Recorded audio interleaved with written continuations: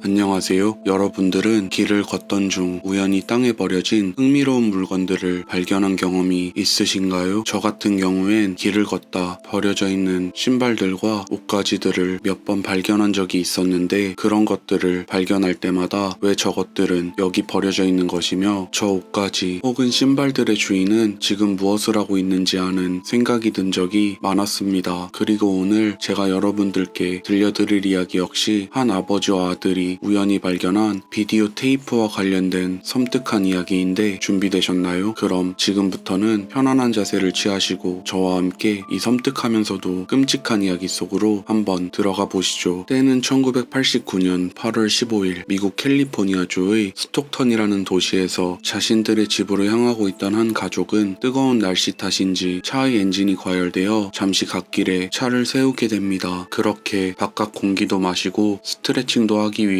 차 밖으로 나온 가족들은 자신들의 눈앞에 버려진 낡은 군용 자켓 하나를 발견하게 됩니다. 호기심 많던 어린 소녀는 부모님의 만류에도 불구하고 그 자켓을 들어 올려보는데 자켓 아래엔 비디오 테이프 하나가 놓여있는 것을 발견하게 됩니다. 소녀는 테이프 안에 재미있는 영상이 녹화되어 있을 것이라 생각하였고 재빨리 그 테이프를 집어들고 차량에 올라타게 됩니다. 그렇게 한참을 달려 집에 도착한 가족들, 소녀는 자신의 아버지와 함께 주워온 테이프를 비디오 플레이어에 넣어보게 되는데, 그 안에 들어있던 것은 예상과는 다른 끔찍하고 소름 끼치는 영상이었습니다.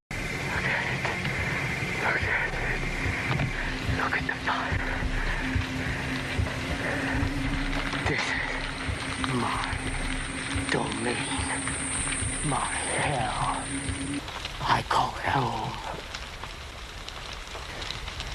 My hell.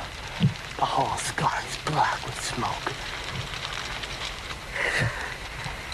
The fire that I will destroy and burn your soul up. Ancient spirit of evil. Forget it, Omar. This is what I've been doing on your week's vacation. I said I'll do it. I said I'll do it.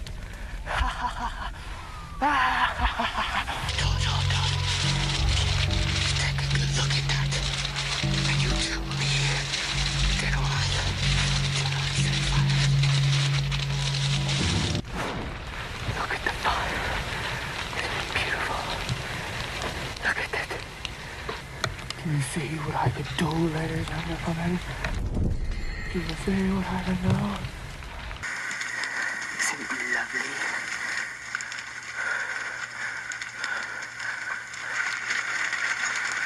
Look at it. Look at it.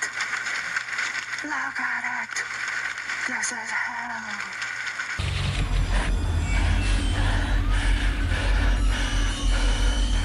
Look at the flames. Listen to the coyotes yell. Listen to them. Look at it. The fire department's trying to put it out. What a laugh. I gotta go now. But remember me. Good night, ladies and gentlemen. Your house is next.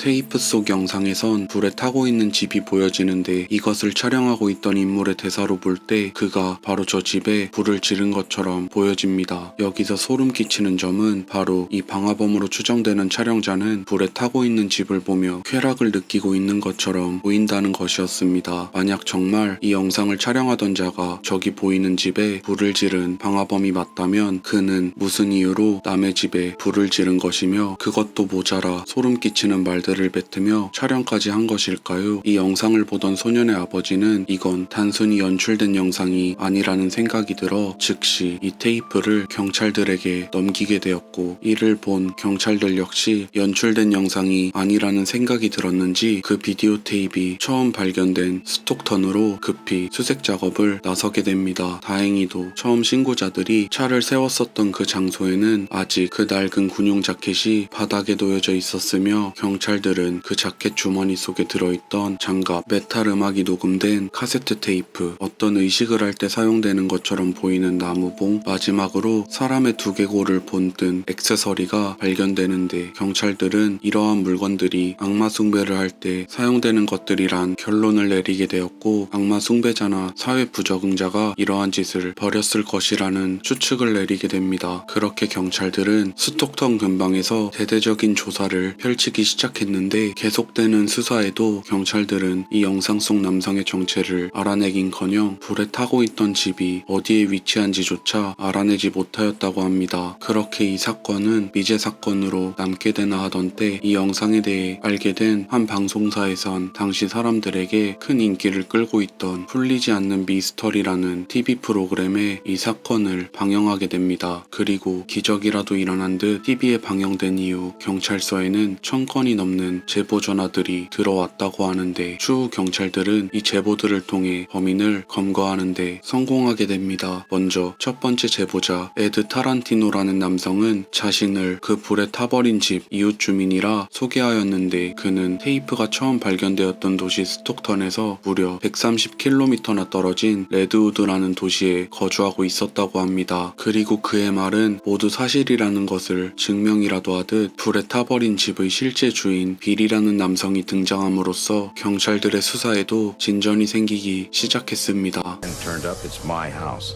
That's on the videotape. And then you heard the voice of this individual. And you go, this guy ain't playing with a full deck.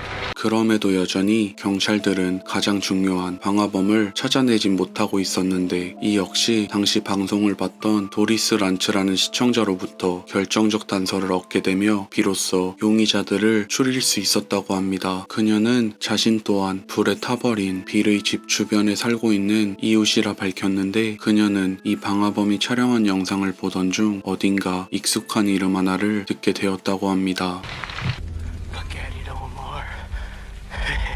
네, 여기서 방화범은 오마르라는 남성의 이름을 부르는 것을 들을 수 있는데, 실제 그녀의 이웃 중에는 오마르라는 이름을 가진 17살의 청년이 있었다고 합니다. 소문에 따르면 오마르는 주변 이웃들 사이에서 나쁜 짓을 하기로 유명한, 즉 문제가 많은 불량 청소년으로 취급받고 있었다고 하는데, 이를 들은 경찰들은 그 즉시 오마르의 집으로 출동해 그를 신문하기 시작했고, 마침내 그들은 오마르로부터 범인은 자신의 지인인 익명의 19살 남성이라는 것을 밝혀내게 되었다고 합니다. 여기서 왜인진 모르겠지만 경찰들은 그의 이름을 언론에 공개하지 않았습니다. 어쨌든 경찰들이 그 19살 남성의 집으로 출동하던 도중 그 용의자로 추정되는 남성의 차고에선 원인 모를 화재가 발생했고, 이로 인해 그 차고 안에 있던 많은 것들이 훼손되었다고 합니다. 증거를 인멸하기 위해 스스로 불을 질렀던 것일까요? 경찰들은 불에 타버린 그 남성의 집 차고를 수색하기 시작했고, 그 안에서는 훼손된 뼈 조각들과 혈흔으로 추정되는 액체들이 묻어있는 칼자루들이 발견되었다고 합니다. 또한 불에 타버린 여러 개의 비디오 테이프들도 발견되었는데, 대부분은 불에 타 훼손되어 버렸지만 몇 개의 영상들은 복원에 성공하였다고 합니다. 그 테이프 속에는 하나같이 매우 끔찍하고 폭력적인 행위들을 하는 장면이 담겨 있었으며, 몇몇 영상들 속에선 처음 경찰들이 취조했던 소년 오마르 역시